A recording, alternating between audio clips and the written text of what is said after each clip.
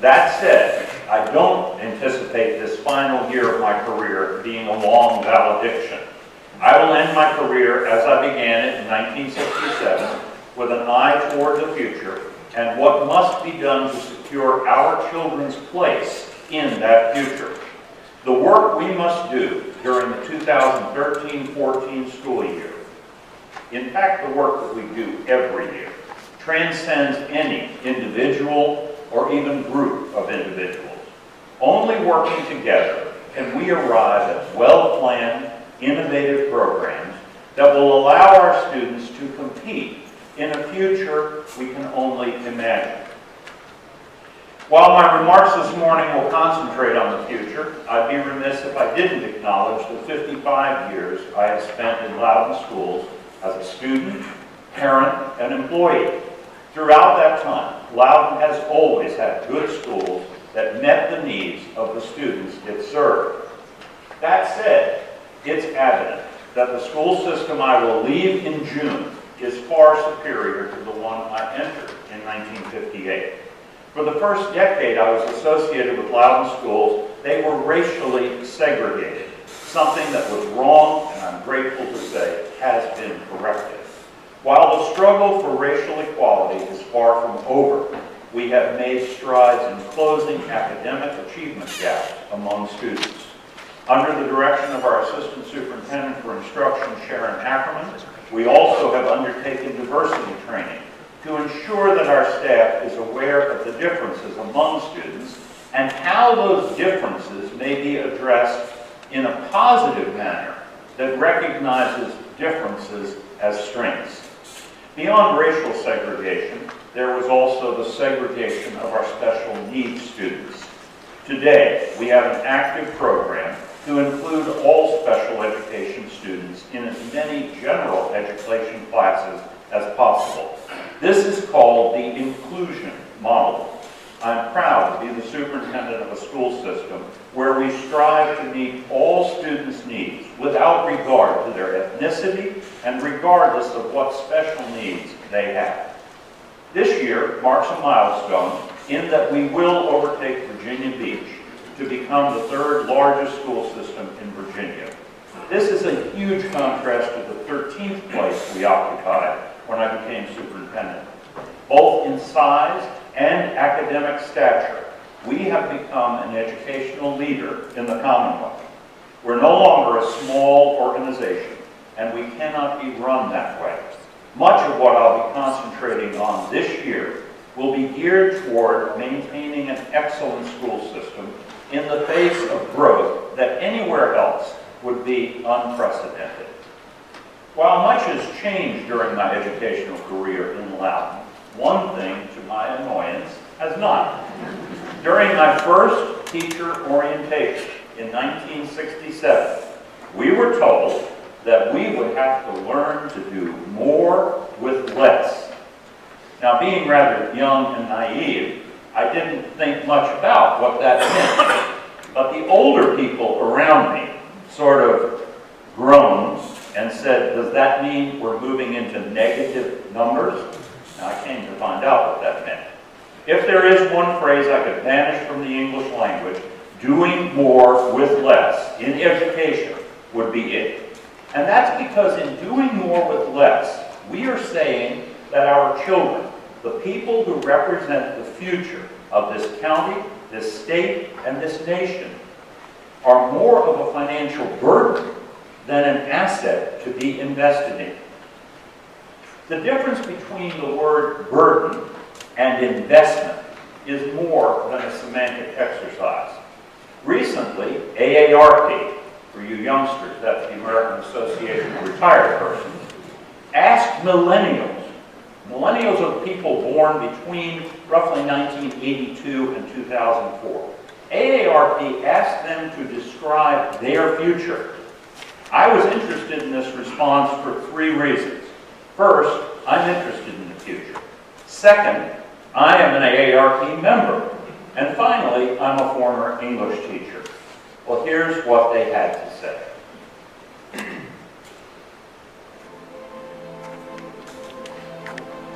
Now, obviously, while the words used in this video same, forwards and backwards. The order you read them in makes all the difference in the message you take away. The way in which we discuss the financial assets we devote to our children also will make a huge difference in their and our future. And for those who would criticize us for asking for more money, I'd say that we have been very cognizant of the tight economic times and have been doing more with less. As evidence of that, I offer this chart that shows the relationship between our budget, the bars that you see at the bottom, and the growth of our student body, the red line that you see at the top. Simply stated, our budget has not kept up with Loudoun's ever-increasing growth.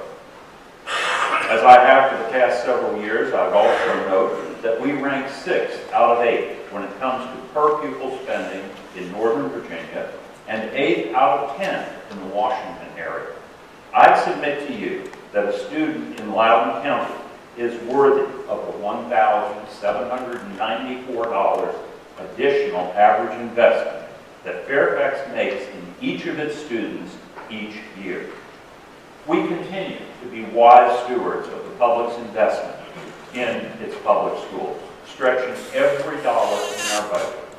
This year, Loudoun was one of only 3 school districts nationwide to receive the Environmental Protection Agency's Sustained Excellence Award. And oh, by the way, there are 18,000 school districts nationwide. In Virginia, only Food Lion has more Energy Star buildings than Loudoun County Public Schools. Since 1993, our energy education program has saved Loudoun's taxpayers over $53,693,000. Since 2000, we've constructed 40 new schools. All have been delivered on time and all within budget. In fact, whenever there were funds left over on a project, they have been returned to the county, savings which in turn go back to the taxpayer by reducing the total debt of each project. The Board of Supervisors came into office with the charge to improve the county's transportation system. They have worked on that diligently, and for this I commend them. Now, I would ask them to also invest in the county's intellectual infrastructure, the highway of ideas that will attract cutting-edge businesses to our community, and just as importantly, keep them here. Next year, a new superintendent will stand before you making this address. We'll have a changing of the guard after 23 years. I'm sure this will go smoothly because the guard we have in place is a team of true professionals who have always put the needs of Loudoun students first. One of my primary tasks in the coming budget is to make sure that our salaries and benefits are competitive so that our personnel, which has always been our primary strength, will be of top quality. I've been questioned in the past for some of the things that have been included in the school system's budgets.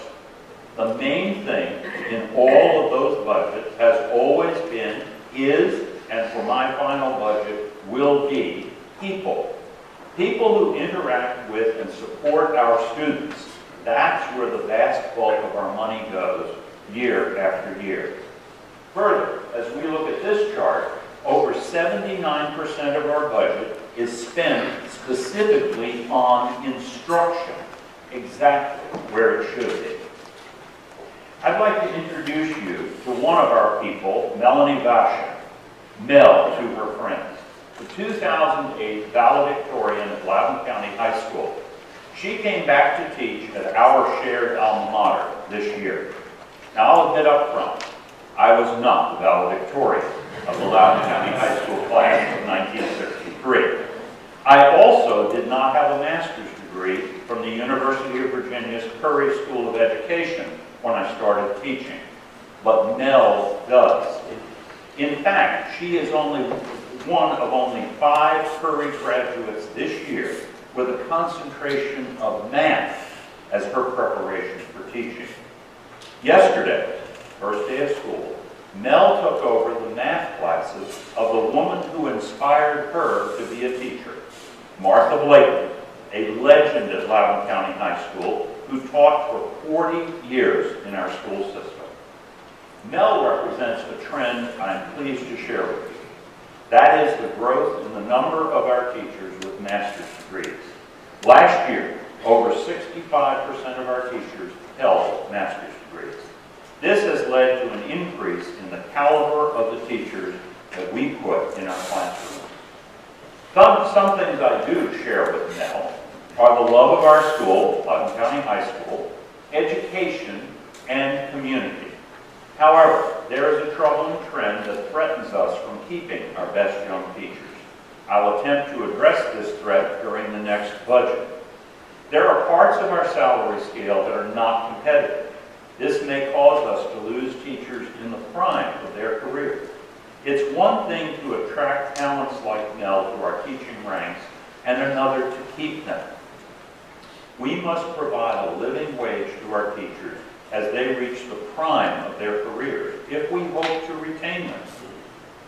As you see from this chart, we're falling behind Fairfax County, our major competitor for employees, at virtually every point on the teaching salary scale. It begins at step 5, where the difference is about $2,100. By 10 years of experience, the gap is $5,500. It jumps to $7,200 at step 24. This is 24 years into your teaching career with a master's degree, and it doesn't close until you get to the 29th and 30th year.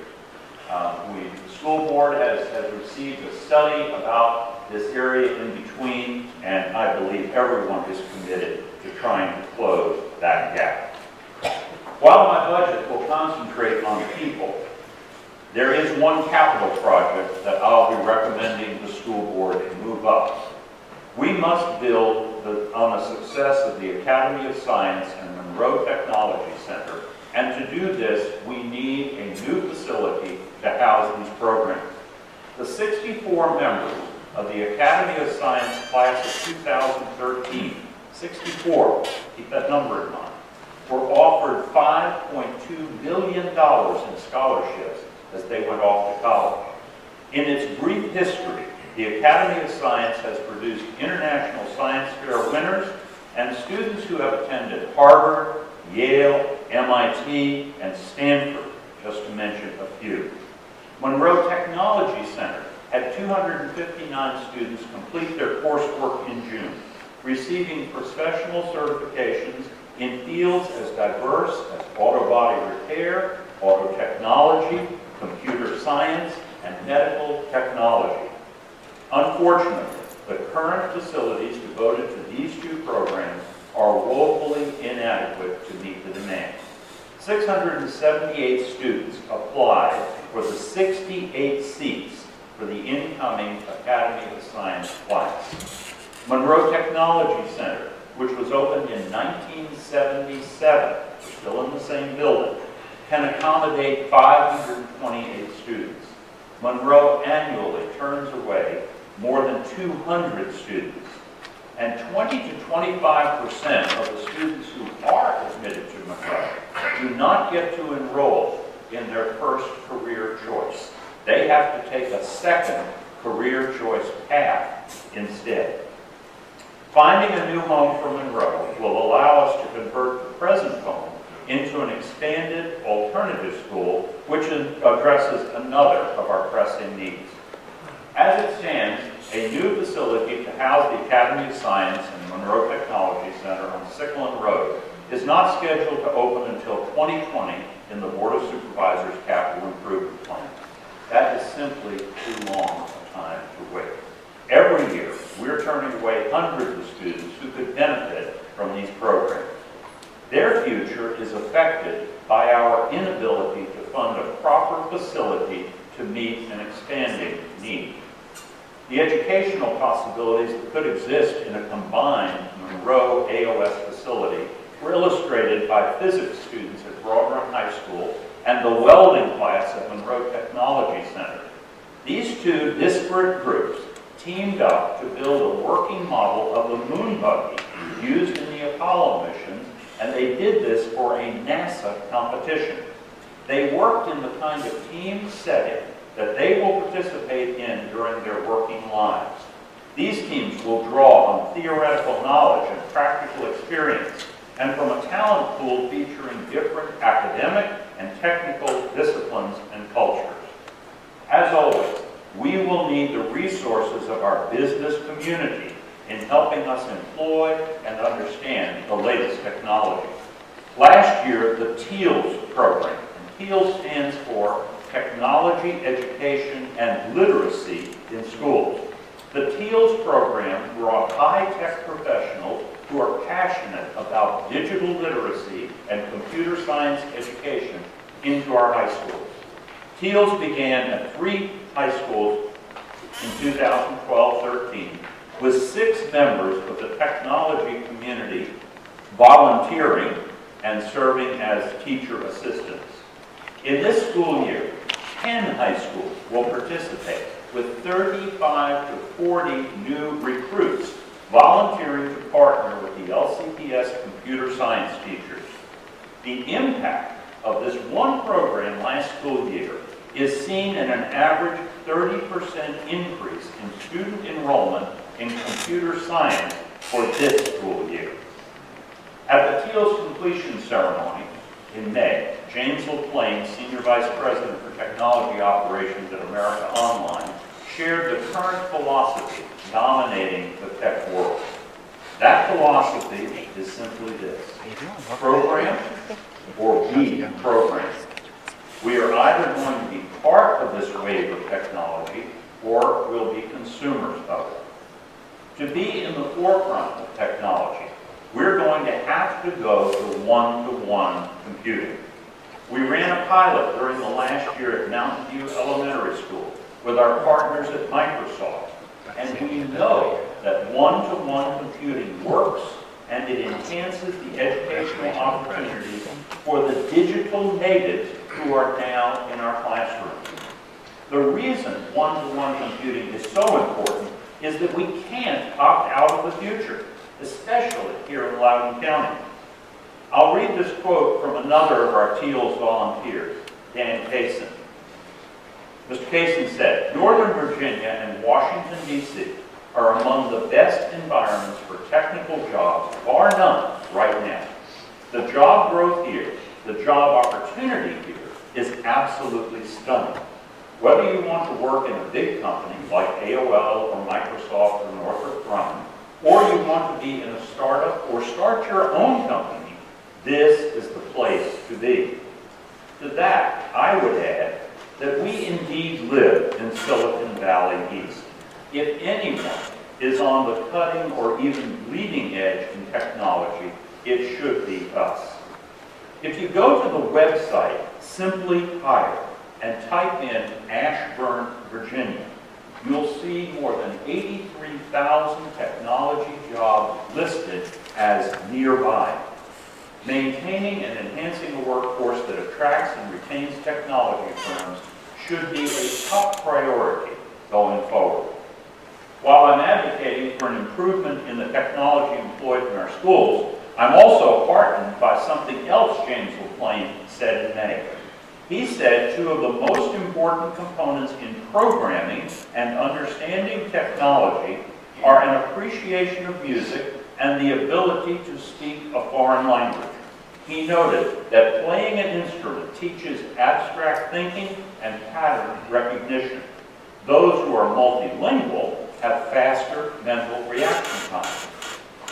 Our music program, as is the case with many facets of our school system, is now first rate.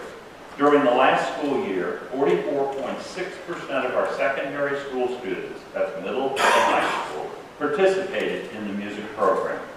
Our stringed instrument program, which started with 22 students just 7 years ago, had more than 2,300 students enrolled last year.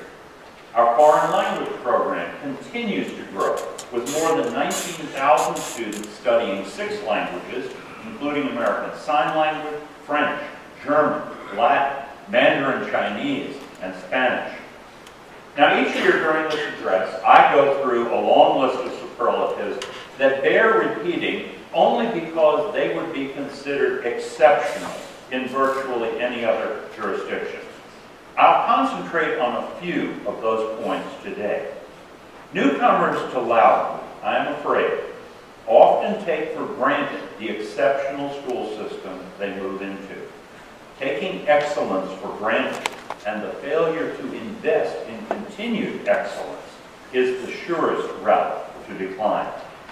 Not only does Loudoun have one of the highest graduation rates in America, but as this chart shows, the number of students obtaining advanced studies diplomas has risen from 54 to 71% during the last decade.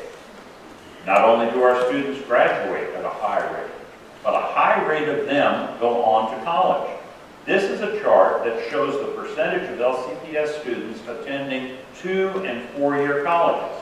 Many of the students attending 2-year colleges, such as Northern Virginia Community College, will go on to complete a 4-year degree. NOVA provides for guaranteed admissions to Virginia's public colleges and universities for those who successfully complete their NOVA program and meet the requirements of the university they wish to attend. Put simply, this means that a student can start their 4-year college career at NOVA